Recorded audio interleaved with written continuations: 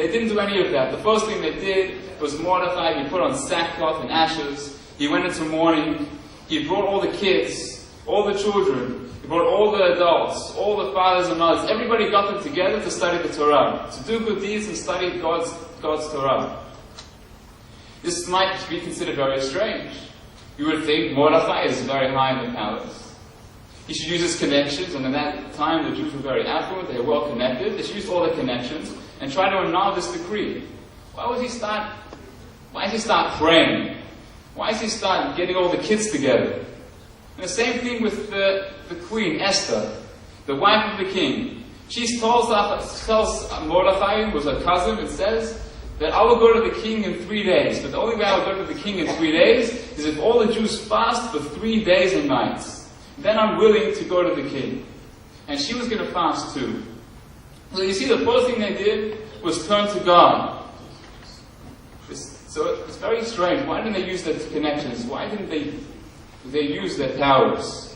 One thing for all the people who don't have powers, the regular people, let them serve God. But the people who are connected, why are they spending time with all the little stuff? So we know, and they know at that time, why did they do that? Because God did not just create the world and go on vacation. He didn't go on holidays. The world is like a massive symphony, a master symphony. Every single particular thing which happens in the world, from human beings to big destructions, calamities, as well as all the good things in the world, even the blade of grass moving in the wind, to explain God is constantly watching over every single thing in this world. At every single moment, God is constantly watching everything. As long as we are aware of this fact, everything's all good. Everything goes fine. But at the time, the story of Purim, Achashverosh, when the Jews went to the feast of Achashverosh, and they went and ate at his palace, they benefited from his palace, and that feast was a feast serving his pagan gods, things which were utterly against God. As soon as we do things like that, we lose it. We lose this vision. We don't see the world so clearly. We don't see how God's hand is in every single particular. So the Mordechai and Esther knew that the way to cause salvation for the Jews, true meetings are important, delegations are important, and in fact they did that. But the first thing we need to do is serve God. Turn to God. Recognize that God is constantly working, helping the world, constantly controlling the world. And that's also a lesson for us in our days. God is not some esoteric, it's not an esoteric thing. To look for God, we don't have to look for God. We can look at, if we look at our own world, we look at around us. Let's look at the story of Purim. It doesn't have to say the name of God in the story of Purim. But automatically, when we go through the story of Purim, we see miraculous events happening in nature. And that's what the world is about. Seeing God in this world, without having to look further than this world. Looking at all the particulars of this world. And then we will actually find God. And that's the message of Purim. And may we all take this lesson to heart. It's a difficult lesson. And try to bring Purim to our hearts. I'd now like to call upon Mr. Joshua Freidenberg, the former senior advisor to Prime Minister John Howard, and presently a director with Deutsche Bank. Thank you.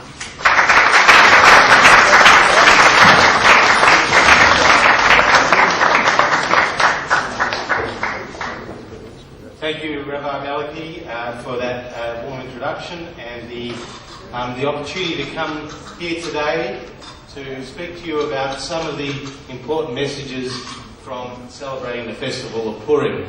I think it's wonderful that we've been able to attract such a distinguished panel of guest speakers representing a broad cross-section of local government with our mayor, state government with ministers and shadow ministers, and federal government with Greg Hunt and Michael Danby. So I think we're going to be in for a bit of a treat today from some very distinguished members of government. For me, Purim is quite a special occasion. Looking over at some of the younger members of the audience dressed up as pirates and the like, I remember myself fondly when I was at Bialik and Mount Scopus dressing up for Purim, eating the sweet hamantashen and listening to music. And for somebody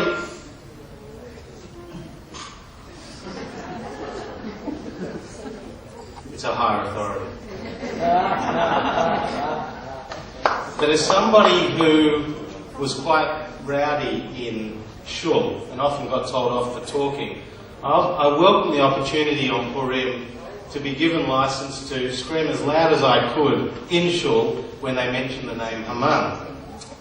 But I think before we talk about the messages of Purim, I thought I could just mention a few things about what Chabad is doing. Because many of you know Chabad has been very successful as an outreach program.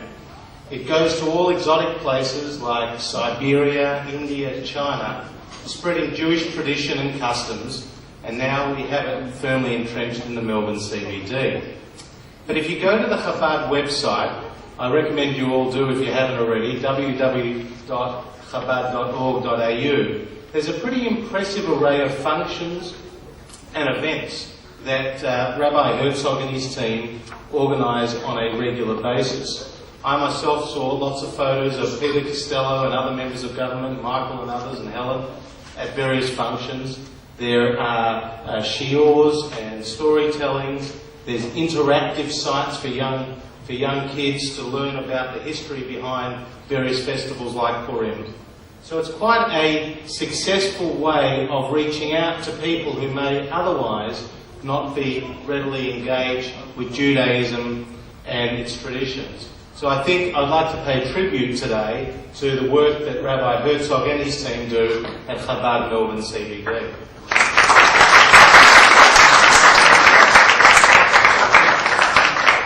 I think it's also quite symbolic that we're seeing the revival of Jewish tradition here in the CBD, when you realise that it was in 1840 that the first congregation, the first minyan, was set up in a little street here in Collins Street, in the back of a shop in Collins Street. And it was in 1848 that the first synagogue in Victoria was built in Burke Street. And then with the gold rush, the number of Jews that came to Victoria increased tenfold between 1851 and 1861, and shuls were subsequently built in Bendigo and Ballarat, and then spread to our suburban centres in St Kilda, Toorak and elsewhere. So it's quite symbolic that we are seeing the revival of Judaism here in the CBD, and the catering to the many hundreds of people who find their home in the CBD and their work in the CBD. And so I think that's also an important achievement of Chabad to recognise. I also think when we talk about Purim, and Rabbi Meliki gave us an interesting description of some of the key events, it's important to think about the poignancy and the relevance of Purim to today's day and age. And for me, there were 3 or 4 themes that, just to briefly mention, that I thought were very relevant. The first is the celebration of diversity and tolerance. Haman, as we know, wanted to rid the world of Jews. And it doesn't matter if you're Jewish or if you're any other minority, there is no place in this world for that sort of intolerance. And so on Purim, we celebrate our victory over that intolerance and that discrimination.